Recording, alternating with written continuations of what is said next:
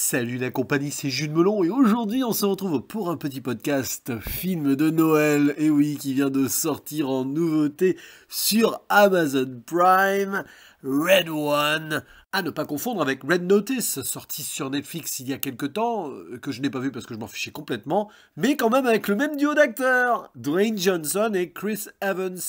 À leur côté, nous avons Lucy Liu, sorte de Nick Fury au féminin.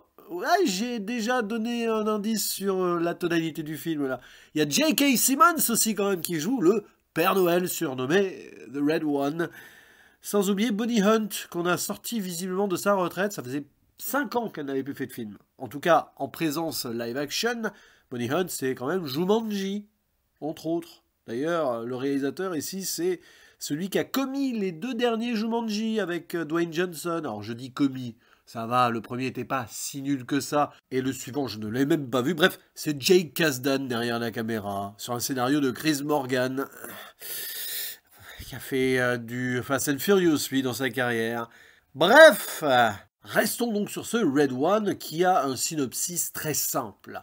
Le Père Noël, alias Nick, alias Red One, alias ce que vous voulez, est enlevé à quelques jours à peine du 24 au soir. Catastrophe! Du coup, il faut sauver Noël! Et c'est son chef de la sécurité qui pourtant allait démissionner, un certain Callum Drift, joué par Dwayne Johnson, qui va devoir tout mettre en œuvre, évidemment, pour le retrouver. Une mission qui lui est confiée par la dame du Shield, pas non, du Mora, sorte d'organisation militaire qui a assurer un traité de paix entre toutes les créatures mythologiques. On voit même le cavalier sans tête et tout.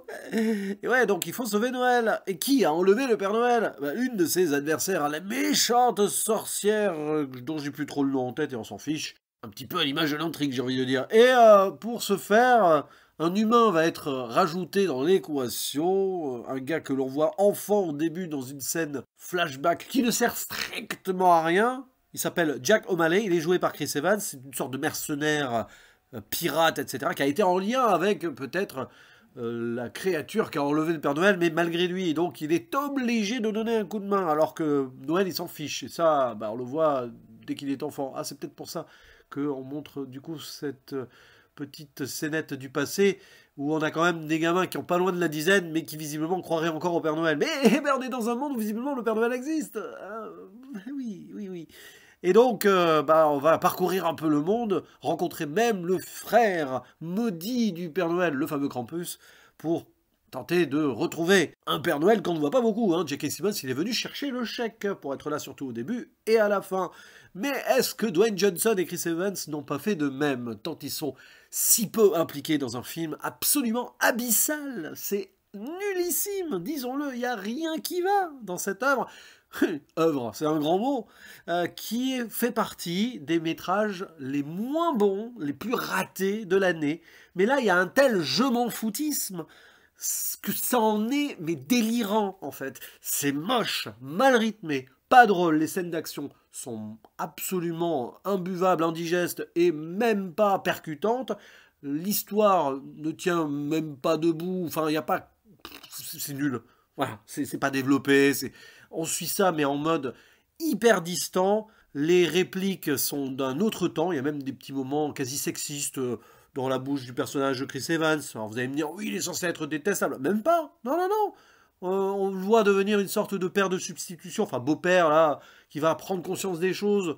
Mais on a l'impression que le film aurait pu être fait dans les années 90, avec les CGI dégueulasses de nos jours qui sont faits à la va-vite, et avec la tonalité MCU, parce que la tentative d'humour de temps en temps, c'est exactement cela, et ça marche encore moins que dans les moins bons films du MCU, disons-le.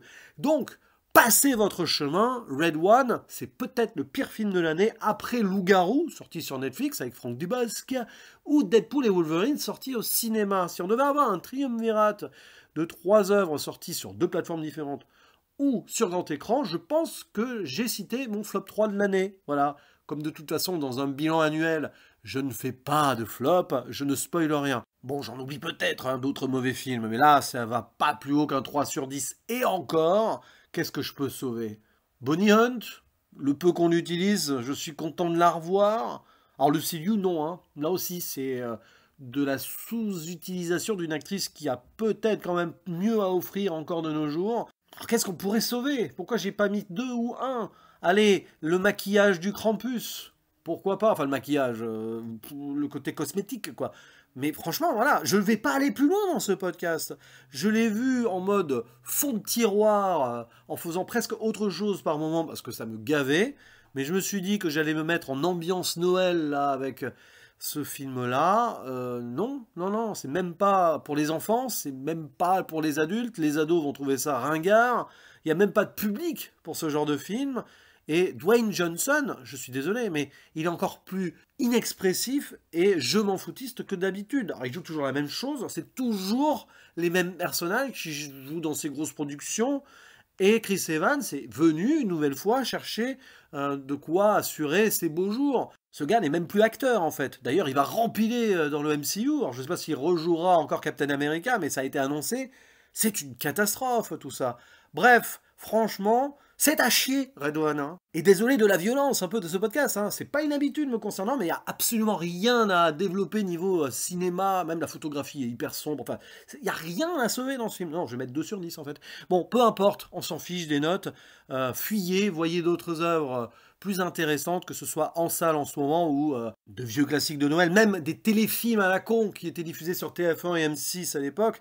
C'est probablement beaucoup plus intéressant que ce machin, cette daube ultra-dimensionnelle à 167 millions de dollars, où on se demande qu'est-ce qu'ils ont fait de l'argent. C'est pas possible. Rendez le pognon. Bref, Red One, c'est un gros nom. Désolé donc du coup de ce podcast un peu négatif, mais comme j'ai perdu mon temps un peu devant, je voulais quand même vous en faire profiter. Il n'y a pas de raison que je ne me lâche pas dessus. N'hésitez pas à dire en commentaire ce que vous avez pensé. Si vous avez aimé ce film, franchement, faites-moi un bel argumentaire là, parce que j'aimerais vraiment comprendre.